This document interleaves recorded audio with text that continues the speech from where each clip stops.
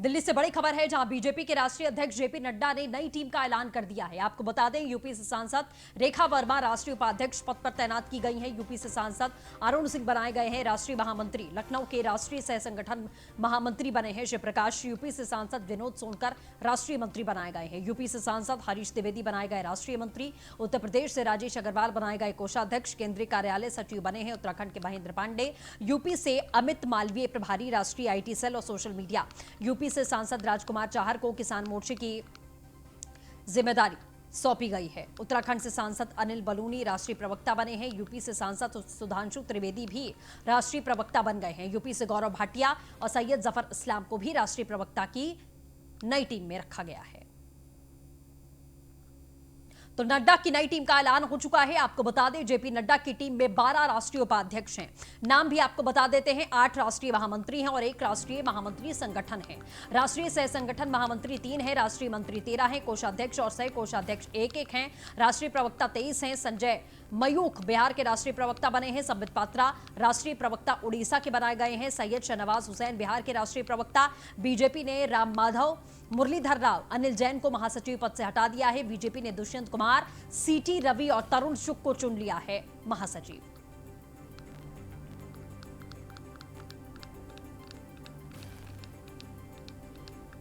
तो इस पूरी खबर पर एसके भाजपाई सहयोगी हमारे साथ में इस समय लाइव जुड़ चुके हैं। एसके, क्या कुछ जानकारी है? जेपी नड्डा की नई टीम का ऐलान, कई लोगों की छुट्टी हुई है, कई लोगों को बड़ा पद मिला है, क्या विश्लेषण, विस्तार से बताइए। बिल्कुल, निश्चित तौर पर हम देखें जिस तरीके से बीजेपी ने अपनी जो नई कार्यकारिणी घोषित की है, जो पदाधिकारियों की सूची घोषित की है, कहीं न कहीं सभी क्षेत्रों को समायोजित करने की कोशिश की है। और सबसे बड़ी बात यह है कि अगर हम बिहार को देखें तो वहां भी इलेक्शन होना है, वहां का भी ध्यान रखा है। उत्तर प्रदेश को देखें तो उत्तर प्रदेश बड़ा प्रदेश है।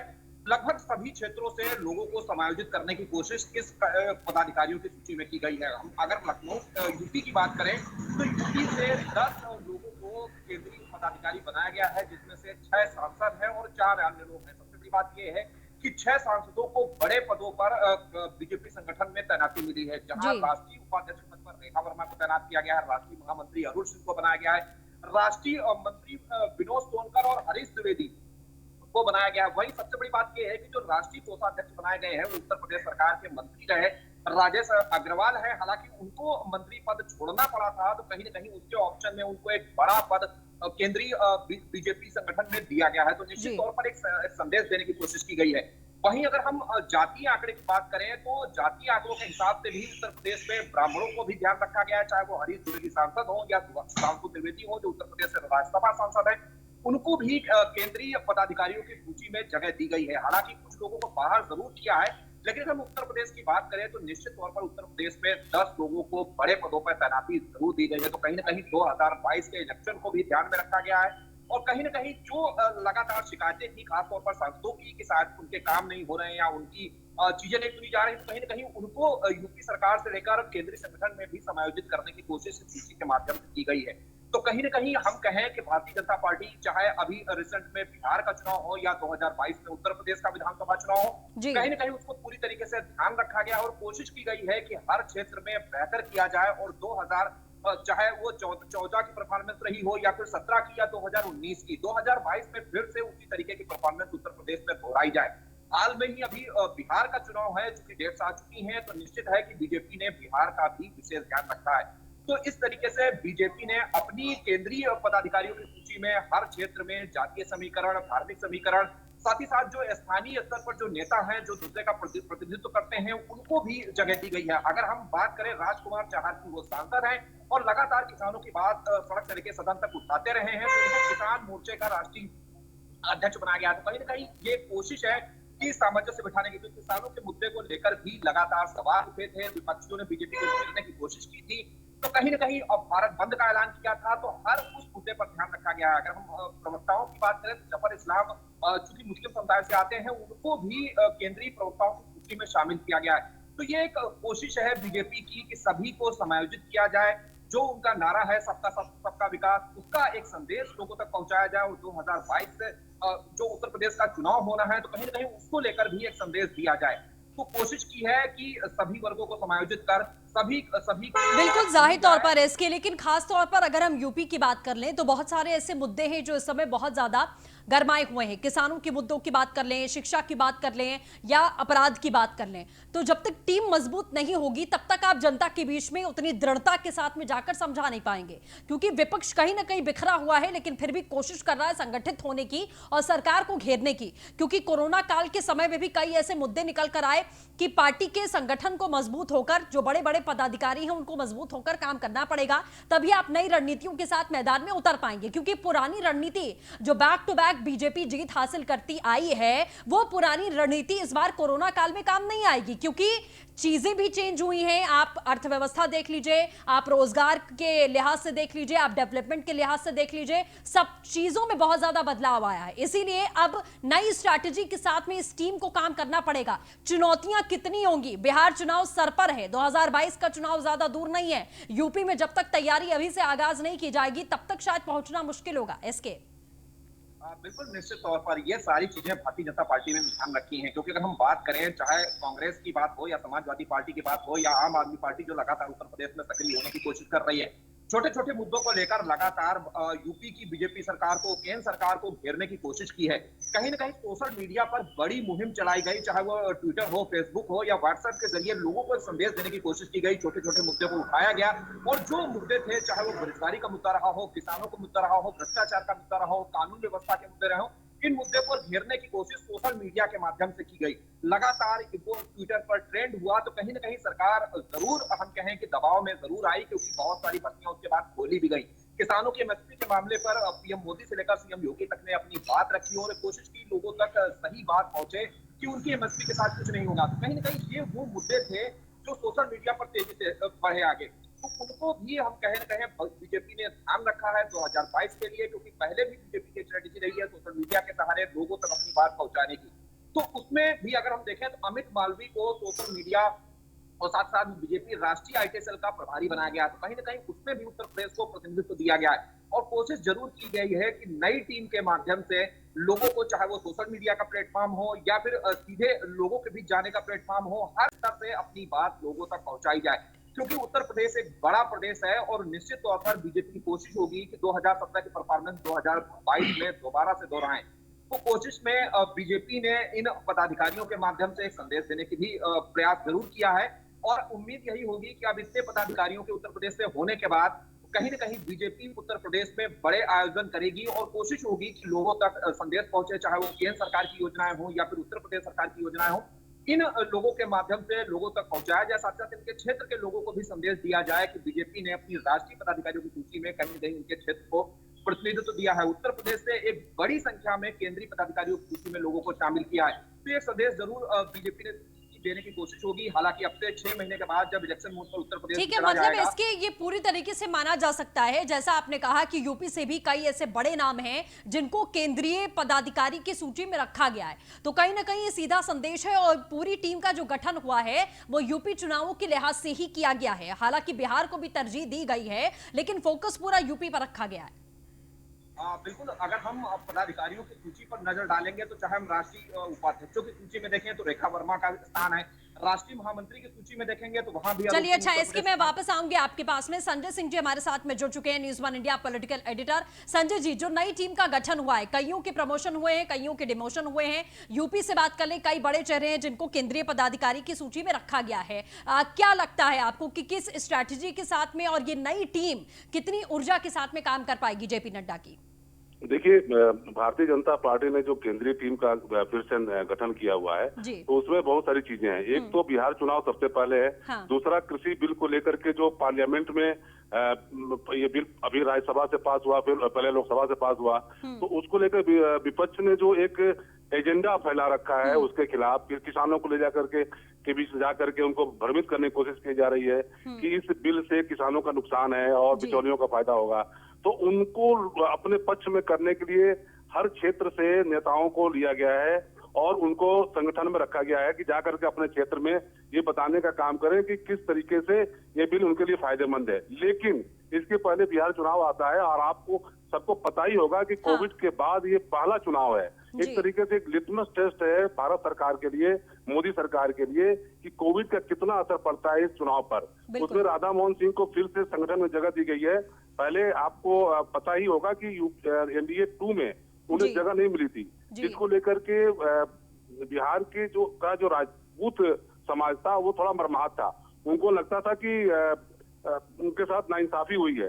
ऐसे में एक बड़े वर्ग को अपने साथ जोड़ने के लिए रघुवंश प्रसाद सिंह भी एक बड़े नेता थे जो कि आरजेडी में थे। उनके निधन के बाद उनकी पूर्ति करने के लिए मुझे लगता है कि राधा मोहन सिंह को संगठन में जगह दिया गया है।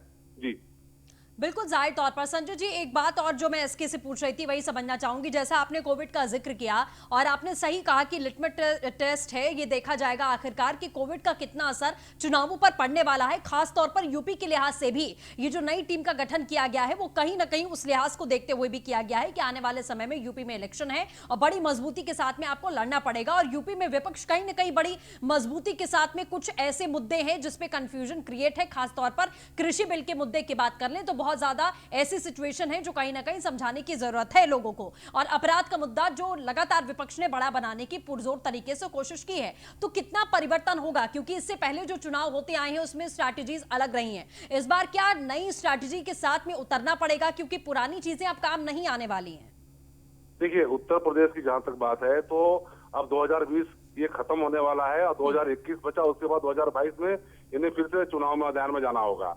और यहाँ पर आलम यह है कि क्राइम कंट्रोल को लेकर के जिस तरीके से बहुत सारे अपराधी मारे गए और उसमें एक जात विशेष को लेकर के उस जात के लोग एक प्रोपेगेंडा फैलाने की कोशिश कर रहे हैं कि योगी सरकार किसी खास जात के खिलाफ है और एक एजेंडे पर काम कर रही है। तो उस चीज को भी नियंत्रित करने के लिए और लोगों में एक अच्छा संदेश देने के लिए उस जाति वर्ग को प्रश्रय दिया गया है, इसमें स्थान दिया गया है। तो ये एक बैलेंस करने की चीज है।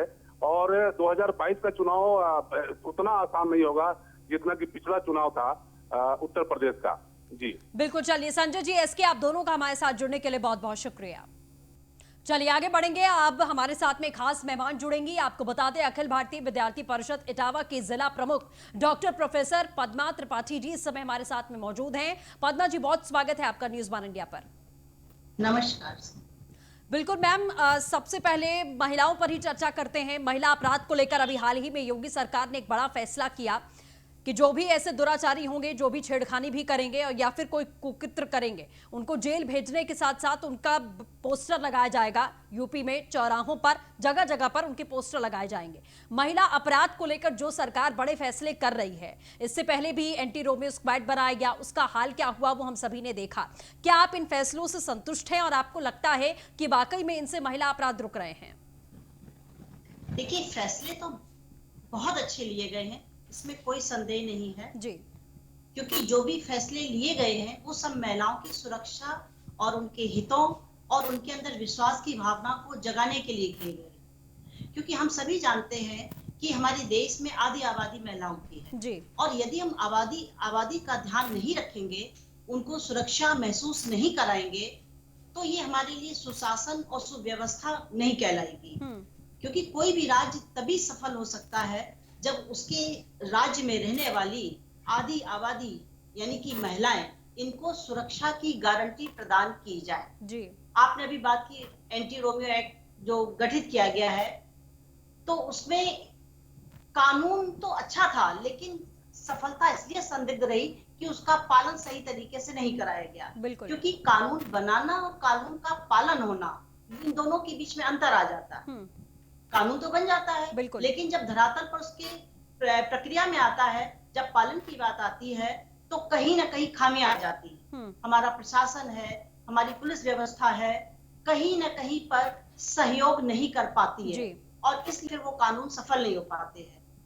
अभी एक कानून जो अभी तुरंत में आया है, ऑपरेशन दुराचारी, ये कानून भी बहुत अच्छा है। इससे सामाजिक बहिष्कार होगा। क्योंकि जब कोई भी मंचला फप्तियां कसता है या किसी के साथ गलत कमेंट पास करता है, उसको मानसिक आघात पहुंचाने का कार्य करता है, ये सब यौन उत्पीड़न की श्रेणी में आते हैं। तो जब उस व्यक्ति का सामाजिक बहिष्कार होगा, पोस्टर लग जाएगा, जगह जगह पर वो पहचाना जाएगा, तो उसको आत्मग्लानि भी होगी और समाज भी उसका बहिष्कार करेगा जी। और शायद ये हमारे समाज के लिए एक अच्छा कानून होगा, क्योंकि उसको स्वयं आत्मग्लानि होगी कि हम पूरे समाज के सामने चर्चित हो चुके हैं और ऐसे रूप में चर्चित है जो कि विख्यात न होकर के कुख्यात के रूप में है। तो कोई भी व्यक्ति सार्वजनिक रूप से अपनी इस छवि को नहीं बनाना चाहेगा। इसलिए मेरा ये मानना है कि आदरणीय मुख्यमंत्री द्वारा बनाया गया ऑपरेशन दुराचारी जो महिलाओं की सुरक्षा के साथ जुड़ा हुआ है, निश्चित रूप से अपनी सफलता को प्राप्त करें। ठीक है, बिल्कुल। पद्मा जी, एक सवाल ये भी है कि आप खुद भी एक महिला हैं और हम जिस समाज में रहते हैं उसमें अभी भी पुरुष प्रधान समाज ही है। जितनी भी बड़ी बड़ी बातें हम लोग कर लें या फिर जितना भी अपनी बेटियों को एजुकेटेड कर ले, लेकिन जब कोई ऐसा इंसिडेंट होता है, चाहे कितनी बड़ी फैमिली में हो, मॉडर्न फैमिली में हो, तो सामाजिक बहिष्कार बेसिकली उस पीड़िता का होता है। चाहे उसके रिश्तेदार हों, उसके दोस्त हों, उसके आसपास के रहने वाले लोग हों, वो उस लड़की को, उसके घर वालों को एक अलग ही नजरिए से देखने लगते हैं। और जो अपराधी होता है वो अपनी जिंदगी आसानी से जीता है, उस लड़की की, उसके परिवार वालों की जिंदगी खत्म हो जाती है। तो इसमें नहीं लगता कि सरकार और प्रशासन के साथ साथ हम इंप्लीमेंटेशन की जो बात करते हैं उसमें समाज का सहयोग भी उतना ही जरूरी है जितना सरकार कोई कानून लाकर इंप्लीमेंट करवाती है, उसमें सहयोग हमारा सबसे ज्यादा जरूरी है। इस क्षेत्र में तो हमको जन सहयोग बहुत आवश्यक है जी। और मेरा तो ये मानना है कि समाज के अंदर जो जागरूक महिलाएं हैं, जो नेतृत्व रखने की क्षमता रखती हैं, जो सामाजिक कार्यों से संलग्न है, वो लड़कियां भी हो सकती, महिलाएं भी होती हैं, उनका एक ग्रुप तैयार होना चाहिए और वो मिल करके ऐसे जो पीड़िता है उसके पास स्वयं जाए, उसके मामले को संज्ञान में ले, उसकी आवाज को अपनी आवाज बनाए और वहां तक यानी प्रशासन तक कड़ाई के साथ उस आवाज को पहुंचाए जिससे उस पीड़िता को न्याय मिले। दूसरी चीज है कि रसूखदारों के साथ भेदभाव नहीं होना चाहिए जी।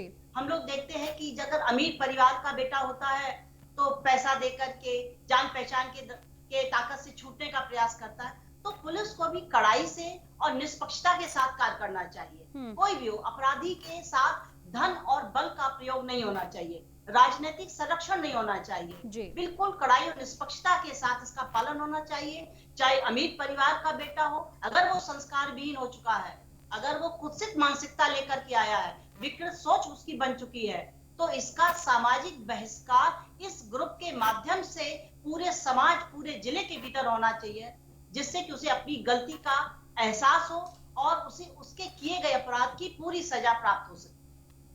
बिल्कुल, जाहिर तौर पर इसके साथ साथ जैसे आपने कहा कि इंप्लीमेंटेशन बहुत ज्यादा जरूरी है, कानून तो बन जाते हैं, लेकिन पुलिसिंग पर हम भरोसा कैसे करेंगे? पुलिस तो वही है। आपने ऑपरेशन दुराचारी लॉन्च तो कर दिया, आपने कह तो दिया कि ये तस्वीर, ये पोस्टर हम लगाएंगे, लेकिन पुलिस तो आखिरकार वही है जिसके ऊपर अभी भी पीड़िताएं पुलिस के पास जाने से डरती हैं, सहमती हैं, क्योंकि वही प्रताड़ना उनको दोबारा पुलिस थाने में झेलनी पड़ती है। आज भी हम कहते हैं कि बदलाव आ गया है, लेकिन जमीन पर जाकर देखा जाए तो ये बदलाव नहीं आया है। तो सबसे पहले नहीं लगता कि सरकार जब कोई कानून लाती है तो जो उसे इंप्लीमेंट करने वाले हैं उन्हें पहले ट्रेंड करना पड़ेगा, वहां से जो गंदगी है उसे साफ करने की जरूरत है, तभी निष्पक्षता के साथ में यह कानून इंप्लीमेंट हो पाएगा।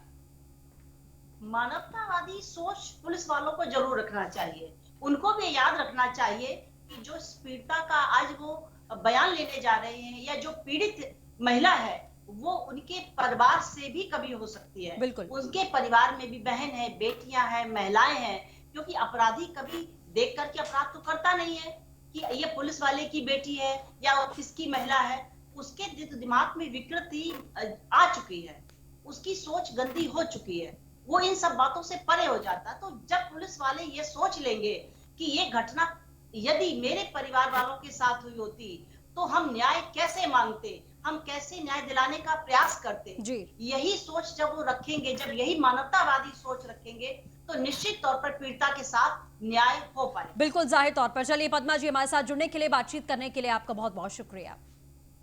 इसी के साथ इस बुलेटिन में बस इतना ही। नमस्कार।